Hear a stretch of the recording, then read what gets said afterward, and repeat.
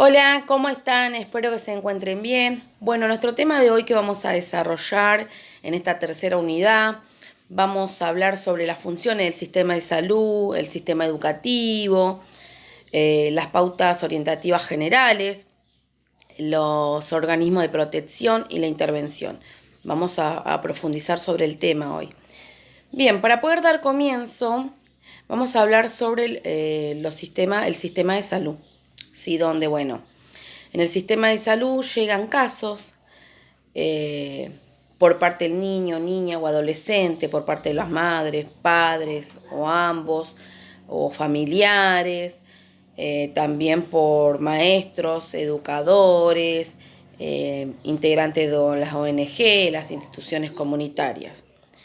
Y allí mismo sucede que pueden ingresar por distintas vías, ¿sí?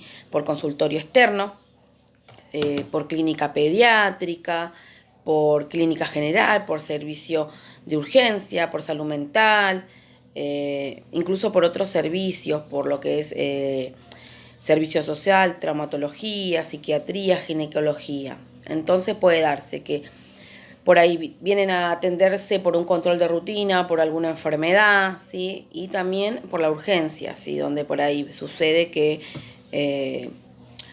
están descompuestos y bueno, hay ciertos síntomas que predisponen lo que es el abuso sexual y hacen detención ahí, ¿sí? Entonces, por otra parte también pueden llegar a través de lo que es el organismo de protección de los derechos de niñas y niños y adolescentes. O del Servicio de Administración de la Justicia, ¿sí? Con denuncia previa a las medidas de protección. En estos casos llegan para un tratamiento o evaluación, ¿sí? Bien, vamos a tener el momento 1, la develación, ¿sí? Cuando hay una sospecha, ¿sí?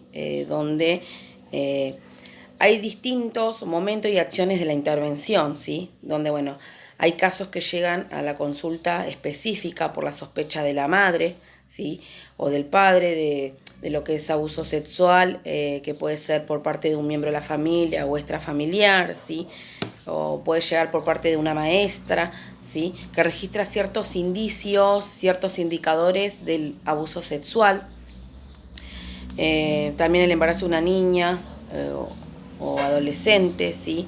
De 14, 13, 12, 11, 10 años, en esas situaciones. En otros casos pueden llegar donde las sospechas se generan en la consulta. Entonces, el equipo de salud tiene ese primer momento donde escucha el relato del niño, ¿sí? Entonces,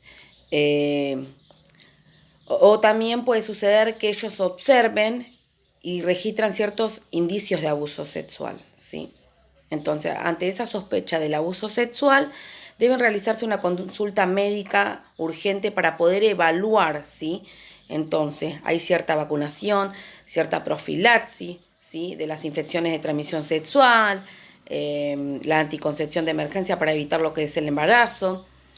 En estas situaciones de embarazo, la confirmación de lo que es el abuso sexual y de la definición de las estrategias también van a ser urgentes. Entonces, ¿cuál va a ser la tarea de los que integran el equipo de salud? Es fundamental que ellos puedan tener ciertos objetivos que sean claros, ¿sí? El objetivo en ese primer momento es hacer una hipótesis diagnóstica, ¿sí? Hacer una evaluación preliminar del riesgo, brindar atención médica integral en forma oportuna, ¿sí? Donde, bueno, hay cierta entrevista hacia los niños, niñas o adolescentes, a los adultos que acompañan a los niños, ¿sí? Donde, bueno, se hacen a partir de exploraciones, de entrevistas psicológicas, entrevistas social, ¿sí? Donde, bueno, van a ser ciertas herramientas que van a ser flexibles según esa edad que tiene el niño, ¿sí?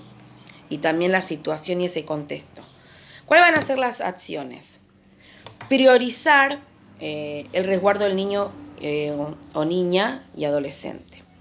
Llevar un registro del caso, ¿sí? Donde, bueno, en la historia clínica, sabemos que la historia clínica es un documento confidencial pero en caso de que la justicia lo necesite, debe estar predispuesta, ¿sí? A que se lo entregue a la justicia. No tiene que tener tachones la historia clínica, no tiene que estar borrado, nada, ¿sí? Porque eso hace que están ocultando pruebas. Entonces es un documento privado, ¿sí? Bien. Después tenemos que hay que asegurar la obtención y preservación de ciertos elementos que se han utilizado, pues son elementos complementarios para la prueba, así como algodón, hisopo, ¿sí? Que también van a estar a disposición de la justicia. Garantizar cierto trato digno, ¿sí? Tratar de lograr una entrevista y explicar ciertas acciones médicas que se van a realizar con el niño, ¿sí? Eso es fundamental. ¿Para qué se hacen estas entrevistas? Para poder ampliar la información a quien sea pertinente, a los niños, niñas, a los progenitores, a su familia, a aquellas personas que acompañan, ¿sí? Los familiares. Entonces, a partir de estos elementos es posible tomar una primera decisión, ¿sí? Entonces hay ciertas acciones protectoras hacia los niños. Bien. Recolectar y registrar en historia clínica toda la información relativa, ¿sí? Que tiene que ver con respecto a aquello posible, ¿no? Esa sospecha del abuso sexual, tiene que estar todo ahí. Entonces, la información a reunir es antecedentes clínicos, situación sanitaria actual, actitud de la niña o niño y de las madres, ¿sí? O padres, persona adulta a cargo, ¿sí? Después tenemos el segundo momento, que es la notificación, comunicación y denuncia, ¿sí? Donde, bueno, tiene que ver con respecto si hay elementos de sospecha del abuso sexual. Los integrantes de los equipos de salud deben realizar la notificación y la comunicación al organismo de protección integral del niño, niña y adolescente. Entonces, hay exámenes complementarios, hay una elaboración de la notificación, ¿sí? Hacia esa autoridad que corresponda. Cada jurisdicción, ¿sí? Con los fundamentos de la sospecha. La atención integral en el momento 3.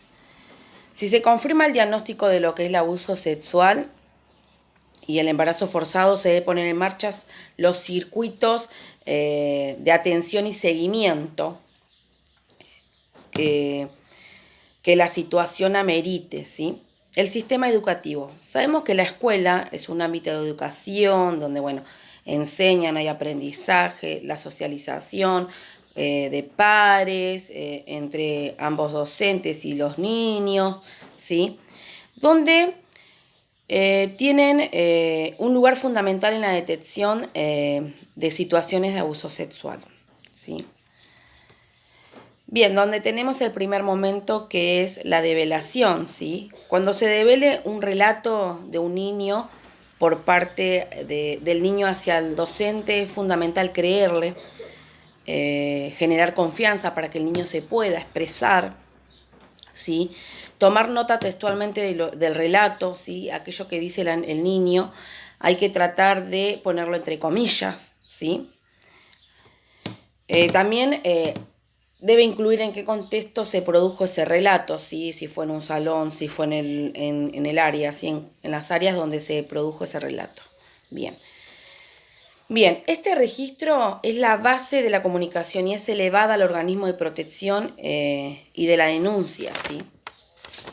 Entonces, otro de los aspectos importantes, que no es función de la escuela ni del docente realizar una valoración de la credibilidad ni un diagnóstico del abuso sexual, sino que va a relatar un informe y va a comunicar, ¿sí? A organismos pertinentes.